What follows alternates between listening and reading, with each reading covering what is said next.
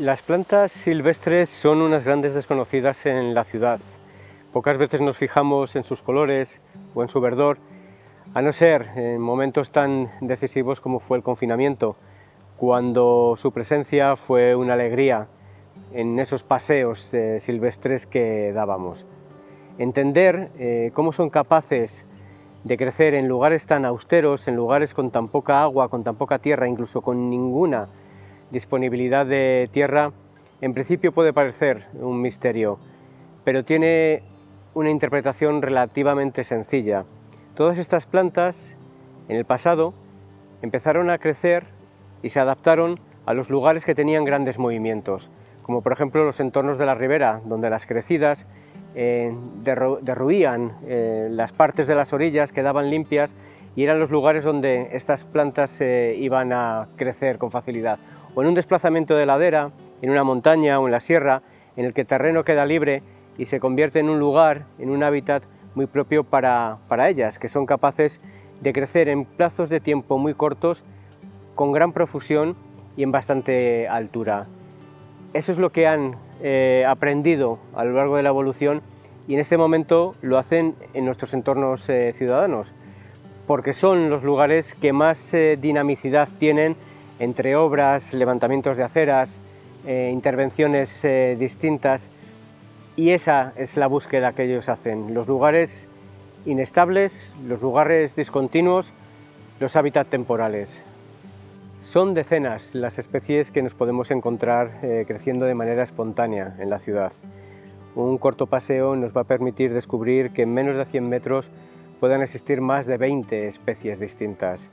Y una de ellas, quizás la más llamativa, junto con la amapola, son las malvas. Este color tan intenso, con esta tonalidad y esta luminosidad, siempre atrapa la mirada, y lo que muchas veces no sabemos es que el color malva, al que denominamos así, recibe su nombre de la propia flor, es decir, es la flor la que da nombre al color. Y es en 1856 cuando se consigue sintetizar por primera vez de forma artificial este color, a partir de un derivado del carbón. Fue en un laboratorio del investigador alemán Hofmann, donde buscando un remedio para la malaria y el paludismo, en el intento de encontrar el principio de la quinina, que aparece la malveína, el pigmento que da color a la planta, de manera totalmente casual. Enseguida este color se pone de moda, enamora a toda la sociedad y la década de 1860 se convierte en la década del malva. Fue tal el éxito que hasta la reina Victoria fue a la boda de su hija con un gran vestido malva, tratando de alguna manera de reconocer las bondades de este color. Las plantas encierran un montón de historias y esta es una de ellas. Si nos fijamos, tiene 5 pétalos donde siempre va a haber reposado unos granos de polen, y todos hemos consumido de pequeños sus semillas, estos pampanillos, que además cuando les da el agua se convierten en gelatinosos, lo cual les va a permitir pegarse al pelo de cualquier animal y conseguir desplazarse. Hay que pararse a mirar, hay que pararse a contemplar todas y cada una de las formas que esconde esta especie en estos arriates, en estos rincones totalmente naturales que la ciudad nos ofrece en cada paseo. Dentro del gran conjunto de bellezas que acompañan estos paseos, nos encontramos con el gordolobo. Fijaros que está creciendo en un lugar insólito, al pie de esta farola, y es una de las plantas que nos llevan acompañando en la historia desde hace muchísimos siglos. En el pasado y relativamente reciente se ha utilizado en los pueblos de la sierra, en los pueblos de la dehesa salmantina, para pescar. Las hojas se machacaban y se colocaban en los cauces de los ríos, intoxicando a los peces que salían a flote, se quedaban, como dicen ellos, tortoleando en la superficie y se recogían para poderlos consumir. Es una especie que en 2 años llega a alcanzar un desarrollo extraordinario, puede superar la altura de una persona y comienza teniendo una roseta basal, una gran superficie de hojas que se disponen de una manera ordenada para que a todas les llegue la luz de manera equitativa, y al segundo año va a desarrollar esta vara florida con esta coloración amarilla tan intensa que tapiza de pétalos cada una de las arceras. El nombre científico, Verbascum, ha dado nombre a un verbo, al verbo enverbescar, que significa literalmente el envenenar ciertamente esos arroyos que comentaba para poder utilizar la planta como ictiotóxico, como sustancia que adormecía los peces y permitía pescarlos con facilidad.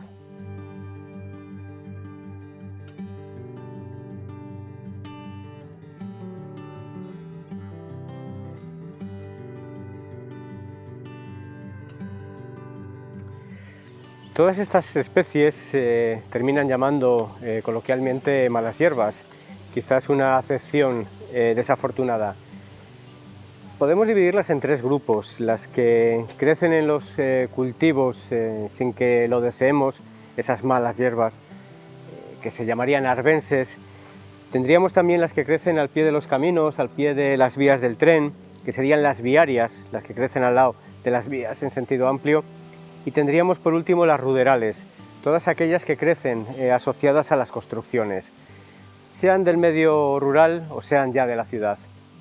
Lo que sí debemos hacer es elegir cómo queremos que sean nuestras calles, cómo queremos que sean nuestros paseos, y una imagen creo que bastante testimonial es la diferencia entre esa desnudez y esta profusión de color.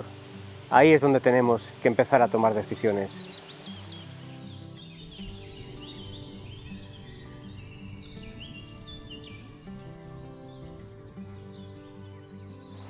Viendo esta reseda que crece en la pared, uno se pregunta de dónde saca el alimento, de dónde saca los nutrientes. Parece increíble que encastrada dentro de las grietas de este mampuesto antiguo todavía exista cierto sustento e incluso le pueda llegar el agua durante el año. Esta planta, que comentaba su nombre, la reseda lútea, presenta, como veis, unos racimos florales alargados. Se llaman inflorescencias porque tienen más de una flor, se disponen de esta forma, y es muy llamativa su floración de tinte amarillo, de ahí el nombre de lútea, que es lo que nos está contando. Hemos empleado sus raíces para teñir de amarillo tejidos y lanas. Se empleaban durante varias horas en cocimiento para después dejarlo enfriar a lo largo de 12 horas, y es tras ese proceso cuando se introduce en ese agua las lanas a teñir y se empiezan a imprimir, se empiezan a impregnar de sus pigmentos. Esta circunstancia nos puede ayudar a entender por qué muchas plantas nos siguen acompañando a día de hoy, y es porque han tenido varias funciones a lo largo de la historia, y eso implica que su proximidad sea constante, es flora cercana, como muchas de las que vamos a estar viendo a lo largo de este recorrido. Un lugar tan reducido para crecer como es la junta, la finísima junta que separa estas dos baldosas de granito, es el escenario escogido por esta planta, la sagina apétala, que su nombre nos viene a contar que sus flores carecen de pétalos. Este pequeño rincón termina pasando desapercibido para el viandante porque supone simplemente un píxel verde en el conjunto del gris que vamos pisando. La adaptación que es capaz de desarrollar para vivir, para tener todo su ciclo vital encajado en este lugar, es extraordinario. Si midiéramos la temperatura de esta baldosa, cuando la temperatura ambiente es de 30 grados, la baldosa estaría a 52 grados centígrados, pero la planta estaría a unos 20-22 grados, es decir, en solo este espacio es capaz de reducir la temperatura del entorno en 30 grados. Esa es una de las bondades de esta planta, de tal manera que si tuviéramos pavimentos permeables con alveolos, el hecho de que esté presente va a reducir altísimamente la temperatura del suelo. Y hay que fijarse en un detalle, y es capaz de acumular bastante humedad debajo de su cuerpo, que va a ir desprendiendo poco a poco, y tan importante como reducir la temperatura en las ciudades es aumentar la humedad relativa. Es lo que nos va a permitir que las enfermedades cardiorrespiratorias se mantengan fuera de estos entornos de islas de calor que estamos sufriendo en este clima cambiado.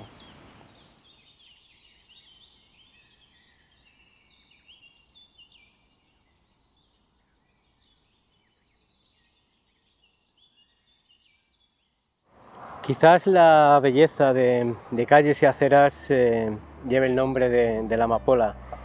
Nunca pasa desapercibida con este rojo tan intenso, y además siempre tiene este movimiento constante a poco que se mueva el aire, y que hace que le nombren en algunos lugares de España como hierbaviento.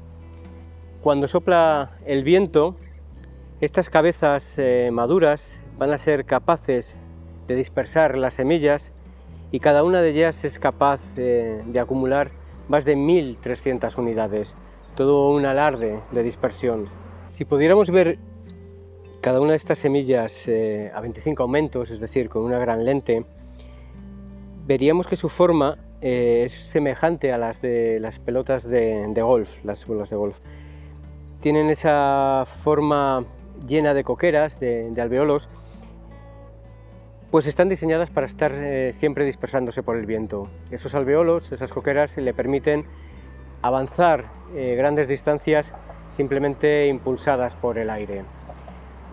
Todas las semillas que presentan este tipo de diseño están especializadas en volar a través de los espacios abiertos y conseguir crecer más allá de donde está la planta madre. Este rojo intenso, este rojo sangre, tiene una simbología muy marcada dentro de la cultura europea, pues es el recuerdo de los caídos en la Gran Guerra, en la Primera Guerra Mundial. Una vez finalizada una de las grandes y tristes batallas, un teniente inglés perdió a todo su batallón, un joven batallón, que tuvo que enterrar en un gran campo de cruces blancas. Cuando volvió, ese campo estaba completamente enrojado por las miles de amapolas que habían crecido en aquellos territorios completamente removidos. La amapola se convierte en la solapa, en el símbolo del recuerdo de aquellos que no volvieron, y así ha ido sucediendo en cada una de las guerras. Pensar que la belleza trae tantos recuerdos nos ayuda a entender la importancia de seguirlas viendo en nuestras calles, en los baldíos, sobre todo también en nuestros campos de cultivo, porque lo que nos está contando es que ese terreno todavía está sano, que puede seguir dando de comer su polen a cientos o a miles de insectos, de abejorros y de sírfidos, con lo que va a ser un indicador de la calidad ambiental de los lugares donde vivimos.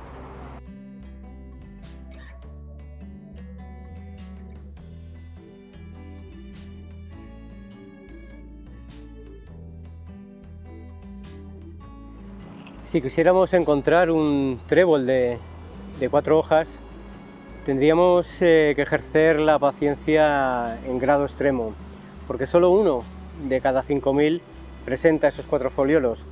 Pero si buscáramos uno de 5, aún sería más ese ejercicio, porque solo uno de cada 25.000 presenta este aspecto. Estas hojillas que vemos con esas manchas blancas nos anuncian que estamos ante el trébol blanco, uno de los tréboles que crece de manera más profusa, cubriendo, tapizando amplias zonas de los céspedes y dándole una alegría al verde, cambiando ese pulido continuo y aportando estas pinceladas de blanco. Estas máculas, estas manchas blancas que desarrolla en sus hojas, no son más que espacios de aire, espacios de separación que marcan solo esa patina de color. Sorprende que el trébol pueda tener la capacidad de fijar nitrógeno, pero no es realmente él, lo está haciendo el conjunto de bacterias que viven asociadas a sus raíces y que le están aportando este gran abono que le ayuda a desarrollarse. Su capacidad para extenderse se debe fundamentalmente a que el crecimiento se desarrolla gracias a los tallos subterráneos, que cada vez van avanzando más y terminan cubriendo grandes extensiones. Las flores son unas grandes atractoras de los polinizadores. Tal es así que abren sus estambres, abren sus anteras antes de que salga el sol, para que una vez que el sol empieza a calentar el entorno, el polen ya esté disponible por completo de cara a los insectos.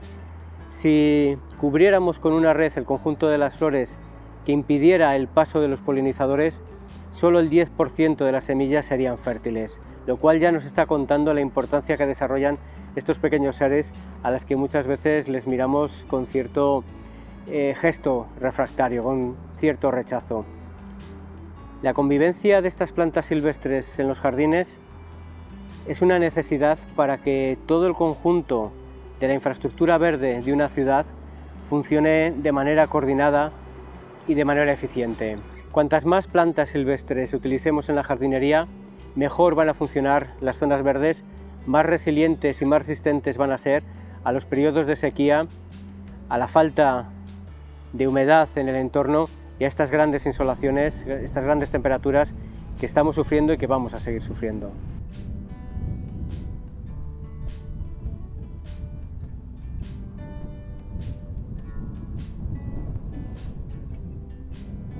Cuando veamos el hinojo en nuestra ciudad, tenemos que pensar en 3 especies: en la mariposa de colas de golondrina, en el zorzal común y en los caracoles que tanto abundan en la humedad.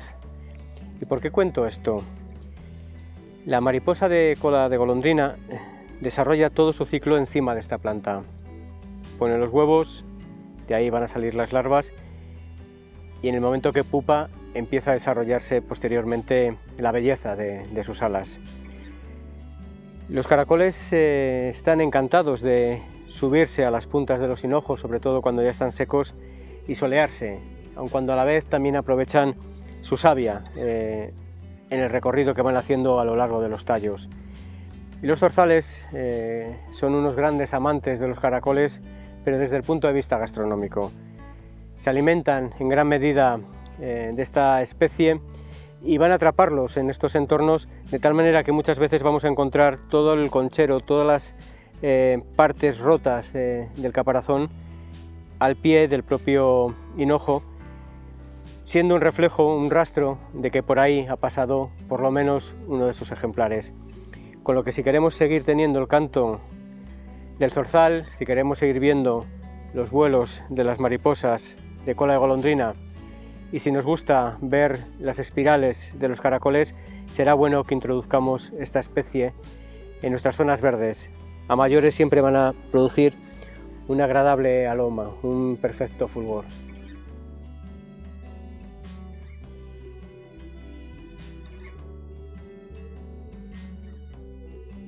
En cualquiera de nuestras calles nos podemos encontrar a la verdolaga, esta planta carnosa que en sus inicios, en sus comienzos, presenta este aspecto completamente rojizo, ya que es una manera que tiene, mediante ese color, de protegerse de los rayos solares. Es un protector solar. A medida que crece va engrosando su cuerpo, va engrosando sus formas, pero siempre tiene una alta capacidad de adaptación a las condiciones extremas de sequía. De tal manera que si no llueve, se va a quedar atrincherada, va a reducir todas sus estructuras y va a esperar a los periodos de mayor pluviometría para empezar a desarrollarse. Una vez que empieza a llover, va a acumular toda esa agua fundamentalmente en sus hojas, que son capaces de ocupar el 90% de su espacio con el propio agua. Esta circunstancia la convierte en una planta crasa que es muy grata al paladar. Se ha cultivado en el pasado, de ahí que nos la encontremos con frecuencia en todos los huertos. Bien lo sabrán los cultivadores de los huertos urbanos de Salamanca. Se extiende en grandes superficies en la huerta. Y es que en el pasado sirvió de verdura de cocimiento o también de ensalada. De hecho, en Portugal sigue siendo una hortaliza que no solo se siembra, no solo se cultiva, sino que también se vende. Esa capacidad que tiene de ubicarse casi en cualquier sitio está debida no solo a esta estrategia de adaptación a los lugares, sino que es capaz de producir más de 200.000 semillas cada una de las plantas al año. Creo que cuando la veamos en nuestros huertos urbanos, quizás sabiendo ese sabor que tienen y que está utilizada por los más grandes cocineros en la actualidad, nos vaya a permitir el tener otra visión de la planta con un recorrido culinario más amplio de lo esperado.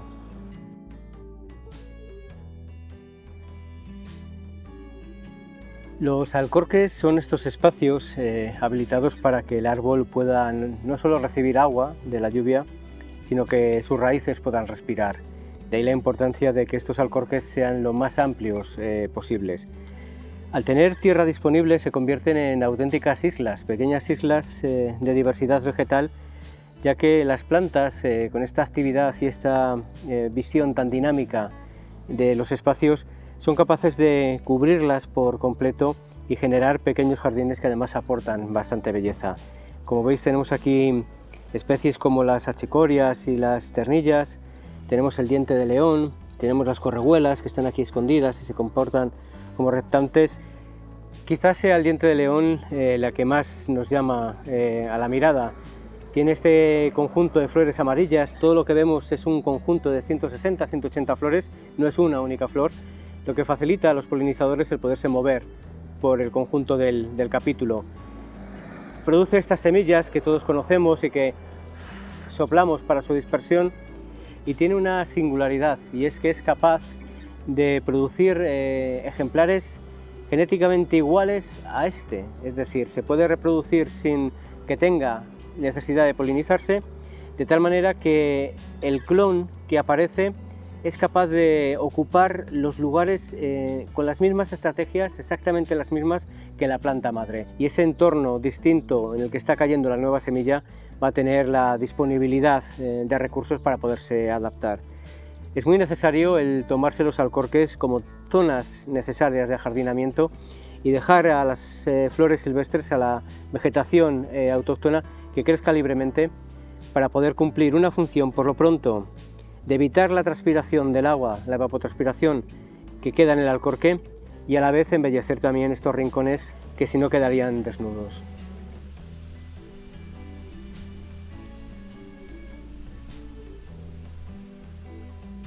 Los muros aparentemente son poco atractivos para la vegetación. Todos conocemos la hiedra, una de esas plantas trepadoras que va cubriendo las piedras, los mampuestos, los ladrillos, pero poco conocemos de la rubia. La rubia peregrina es esta hermosura de planta reptante que cuando encuentra un muro va a ser capaz de trepar por él, dado que sus pequeñas hojas tienen una serie de ganchos que se van a ir ajustando a los pequeños resaltes de la roca, y así va a poder quedar totalmente adherida al conjunto de la pared. Pero cuando no encuentra esa pared, su comportamiento reptante va a ir tapizando, va a ir recorriendo el suelo y va a cubrir grandes extensiones. Aquí el alimento es escaso al estar siempre entre roca y cemento, pero en el momento en que ya encuentra tierra, que hay zonas abiertas, termina generando unos setos de grandes dimensiones. Es una planta muy interesante para restaurar espacios perdidos, para utilizarla en jardinería, cubriendo fachadas o cubriendo suelos. Y además tenemos aprendizajes muy interesantes sobre esta planta, ya que podemos ver cerca de sus hojas que siempre hay una connivencia entre pulgones y hormigas. Unas están alimentándose de la savia y las otras están alimentándose de los jugos de los propios pulgones. Es una cooperación en la que unos protegen a otros de cara a tener una comunidad en el conjunto de la planta. No debemos olvidar las altas capacidades que tienen estas plantas silvestres para adaptarse a los entornos tan duros como son las ciudades.